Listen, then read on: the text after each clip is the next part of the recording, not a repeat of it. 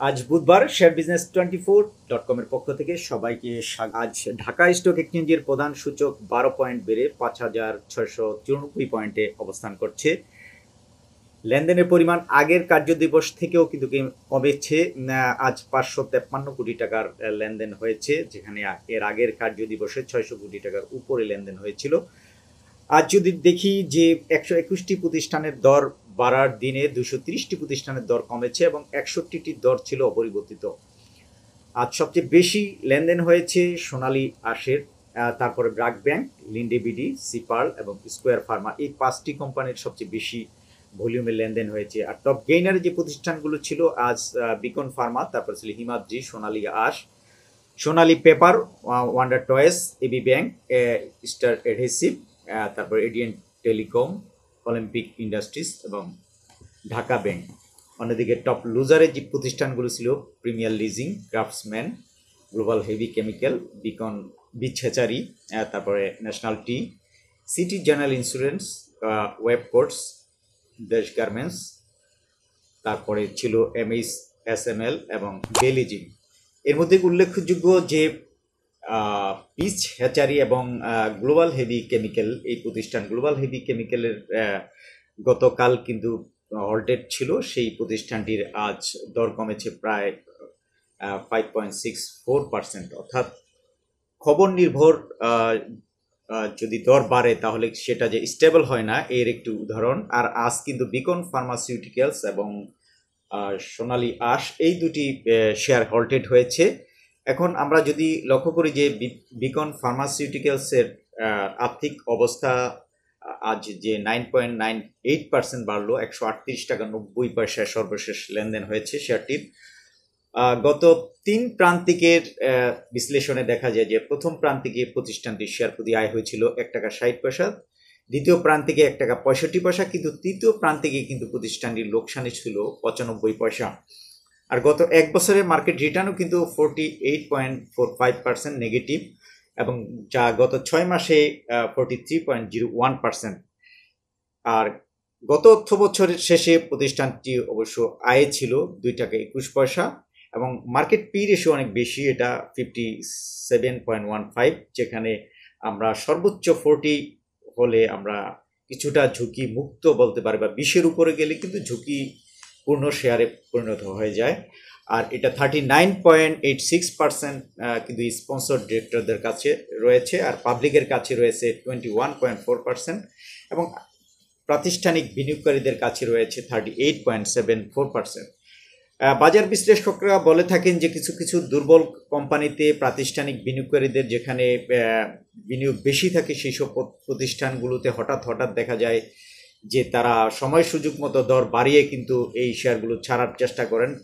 সেদিকেও কিন্তু এখন খেয়াল রাখতে হবে বিনিয়োগকারীদের, যে এখন ঊর্ধ্বমুখী ট্রেন্ড আসে জন্য কিনবেন, কিন্তু এটার আর্থিক অবস্থা এবং ফান্ডামেন্টাল এবং পি রেশিও অন্যান্য বিষয়গুলো কিন্তু দেখে নিতে হবে। এরপরে আমরা সোনালী আঁশ নিয়ে একটু কথা বলবো। সোনালী আঁশ নিয়ে কিন্তু গত 2 দিন যাবৎ একটা তথ্য ছড়িয়েছে যে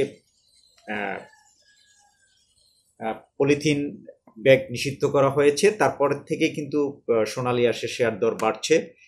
আজ প্রতিষ্ঠানটি হল্টেড হয়েছে, 8.74% বেড়ে আজ 324 টাকা 80 পয়সায় সর্বশেষ লেনদেন হয়েছে। গত 3 প্রান্তিকের আর্থিক প্রতিবেদন অবশ্য প্রতিষ্ঠানটির পজিটিভ রয়েছে। প্রথম প্রান্তিকে 4 টাকা 59 পয়সা আয় হয়েছে, দ্বিতীয় প্রান্তিকে 6 টাকা 4 পয়সা এবং তৃতীয় প্রান্তিকে 5 টাকা 10 পয়সা আয় হয়েছে।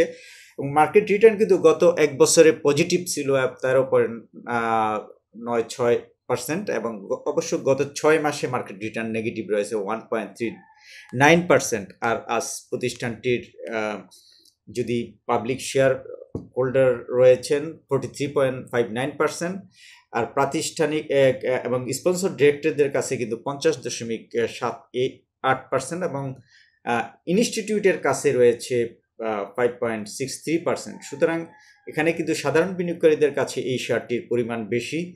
এখন লক্ষ্য রাখতে হবে যে এটার পি রেশিও কিন্তু অনেক 77.38%।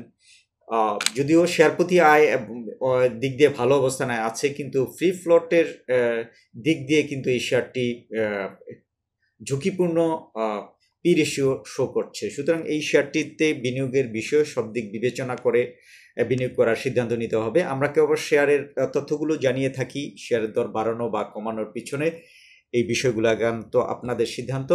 আমাদের কথা শুনে আপনারা কোনো বিনিয়োগ সিদ্ধান্ত নেবেন না, এটা আমরা বারবার বলে আসছি।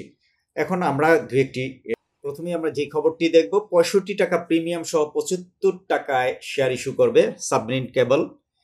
শেয়ার বাজারে তালিকাভুক্ত রাষ্ট্রায়ত্ত এই প্রতিষ্ঠানটি 2,21,33,133টি শেয়ার ইস্যু করবে। এই জন্য 10 টাকা অভিহিত মূল্যের সঙ্গে 65 টাকা প্রিমিয়াম সহ এর মূল্য নির্ধারণ করা হয়েছে 75 টাকা। মোট শেয়ারের আর্থিক মূল্য হবে 166 কোটি টাকা। আর অন্যদিকে এসবিএসসি ব্যাংকের 98 লাখ শেয়ার কিনবে ভিকার ইন্টারন্যাশনাল। পুঁজিবাজারে তালিকাভুক্ত south Bangla agriculture and commerce ব্যাংকের 98 লাখ শেয়ার কেনার ঘোষণা দিয়েছে এই মেসার্স ভিকার ইন্টারন্যাশনাল। বিষয়টি প্রাইম ব্যাংক সিকিউরিটিজ জানিয়েছে। আর দুই কোম্পানির লভ্যাংশ সংক্রান্ত অবশ্য তথ্য জানিয়েছে, অর্থাৎ লভ্যাংশ ঘোষণা সংক্রান্ত তারিখ তারা জানিয়েছে। কোম্পানি দুটো হলো রেনেটা এবং বিকন ফার্মাসিউটিক্যালস। এর মধ্যে রেনেটার আগামী 29 সেপ্টেম্বর এবং বিকন ফার্মাসিউটিক্যালসের আগামী 28 সেপ্টেম্বর এই পর্ষদ সভা হবে। অন্যদিকে স্ট্র্যাটেজিক ইকুইটি ম্যানেজমেন্টের বিরুদ্ধে তদন্ত কমিটি গঠন করা হয়েছে। পুঁজিবাজারের সদস্যভুক্ত মিউচুয়াল ফান্ড পরিচালনা করা অ্যাসেট ম্যানেজার প্রতিষ্ঠানটির বিরুদ্ধে অনিয়ম রয়েছে কিনা এ সংক্রান্ত বিষয় জানতে তদন্ত কমিটি গঠন করেছে বিএসইসি। আগামী 60 কার্য দিবসের মধ্যে তাদের এই কোম্পানিটির সম্পর্কে তদন্ত প্রতিবেদন জমা দেওয়ার জন্য বলা হয়েছে। এই ছিল বাজারের সার্বিক অবস্থা। সবাইকে অসংখ্য ধন্যবাদ।